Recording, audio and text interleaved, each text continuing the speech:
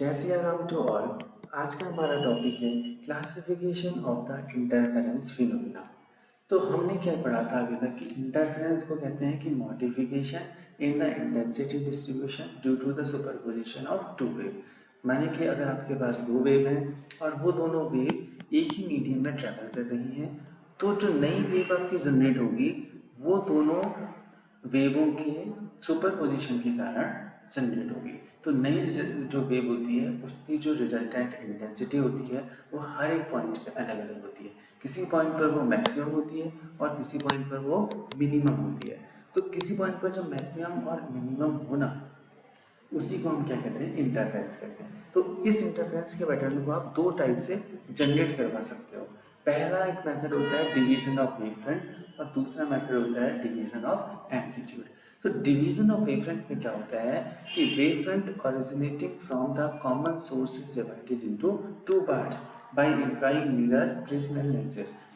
और इसके एग्जाम्पल है आपके Fresnel biprism, Fresnel mirror, Young double slit experiment. जैसे कि हमने देखा है, सबसे सिंपल एग्जाम्पल है यंग डबल स्लिट एक्सपेरिमेंट। उसमें क्या होता है, हमारे पास एक सोर्स होता है और उस सोर्स के आगे हमने दो स्लिट रखी होती हैं और एक हमारे पास स्क्रीन होती है। तो देखो, अगर हमें इंटरफेरेंस पैटर्न मिलता है तो उसका रीज़न क्या है? उसका रीज़न क्या है कि जो सोर्स से आने वाली जो लाइट वेव हैं ये वेव फ्रंट के फॉर्म में आएंगी और ये जो स्लिट है S1 और S2 स्लिट, इन दोनों स्लिटों के कारण ये दो वेव फ्रंट्स में डिवाइड हो जाएंगी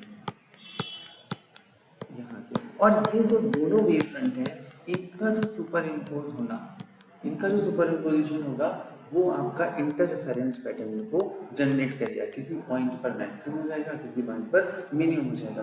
तो कहने का मतलब है कि एक ही सोर्स से आपने दो सोर्स S1 और S2 जनरेट करे और उनसे क्या कर दिया, आपने इंटरफेरेंस को पैटर्न को जनरेट किया, लेकिन जो आपने दो सोर्स जनरेट करे हैं वो डिवीजन ऑफ वेव फ्रंट पे काम कर रहे हैं।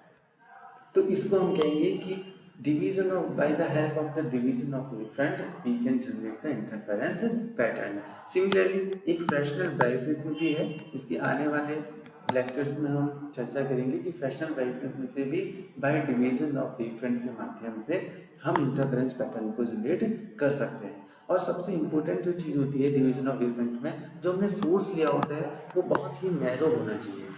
नैरो सोर्स, और इसको हम कह सकते हैं कि जो पॉइंट सोर्स भी आप कह सकते हो, ऐसे सोर्स होने चाहिए ताकि इंटरफेरेंस पैटर्न अच्छे से आपका ऑब्टेन हो पाए। तो जो दूसरी मेथड होती है वो होती है डिवीजन ऑफ एम्पलीट्यूड।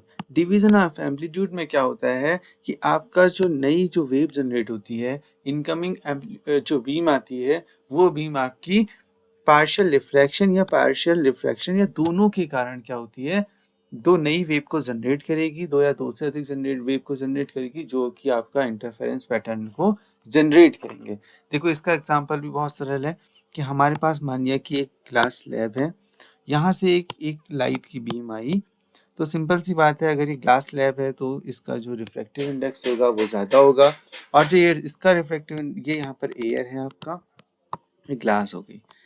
तो सिंपल सी बात है कि ये क्या हो जाएगा, आपका थोड़ा सा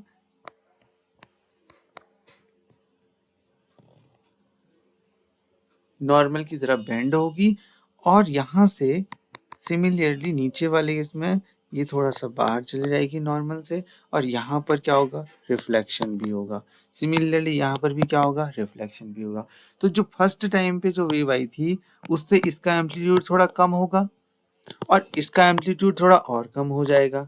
तो इसका मतलब क्या है कि आपका डिवीजन ऑफ एम्पलीट्यूड में एम्पलीट्यूड को आपने डिवाइड किया और ये दोनों वेव आपस में आगे जा करके क्या करेंगी, इंटरफेरेंस पैटर्न को जनरेट करेंगी। तो आप बाय डिवीजन ऑफ एम्पलीट्यूड भी इंटरफेरेंस को जनरेट करा सकते हो। उसमें आपको करना क्या है, उसमें आपको किसी भी माध्यम से आपका जो एम्पलीट्यूड है इंसिडेंट बीम का, उसको आपको डिवाइड करना है। तो वो हम बहुत मेथड से कर सकते हैं, एक मेथड ये भी है उसके, ठीक है। तो यहीं पर आज का टॉपिक समाप्त होता है। जय सिया राम टू ऑल।